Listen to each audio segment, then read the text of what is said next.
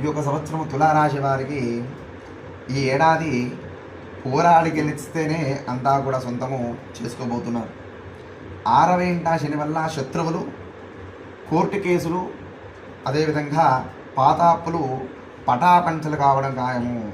అంటే 6వ ఇంట శని వల్ల మీ యొక్క కోర్టు కేసులు కానీ, శత్రు వల్ల కానీ పాతాప్పులంతా కూడా ఈ యొక్క సంవత్సరం మీకు పటాపంచలు అయ్యే అవకాశము ఎక్కువగా ఉంటుంది. అదేవిధంగా దశమ స్థానంలో ఉచ్చ గురువు వల్ల ఉద్యోగంలో పవర్ఫుల్ పొజిషన్కు మీ సొంతం కావచ్చు. అంటే దశమ స్థానంలో మనకు గురువు ఉండడం వల్ల మీ యొక్క ఉద్యోగ అవకాశాలు కూడా మెరుగుపరిగి మంచి యొక్క పొజిషన్ పొందే అవకాశం కూడా ఉంటుంది. అదేవిధంగా లాభకేతు ఆకస్మిక ధనలాభాలను ఇస్తాడు. అదేవిధంగా మీకు కేతువు లాభస్థానంలో ఉన్నాడు కాబట్టి ఆకస్మిక ధనలాభం కూడా వచ్చే అవకాశం కూడా ఉంటుంది. అనుకోకుండా ధనం వచ్చే అవకాశం కూడా ఉంటుంది.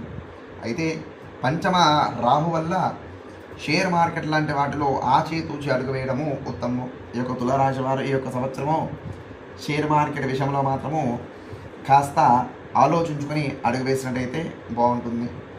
ఈ యొక్క తులారాశి వారు దేవీ ఖడ్గమాల సూత్రము పారాయణం చేయడం వల్ల, అదేవిధంగా మంగళవారము దుర్గాదేవికి నిమ్మకాయల దీపారాధన అర్చన చేసుకోవడము, ముత్తైదువులకు పసుపు కుంకుమ తాంబూలము దానం చేయడం వలన ఈ యొక్క తులారాశి వారికి ఈ యొక్క సంవత్సరము అంతా కూడా శుభాలు జరుగుతాయి.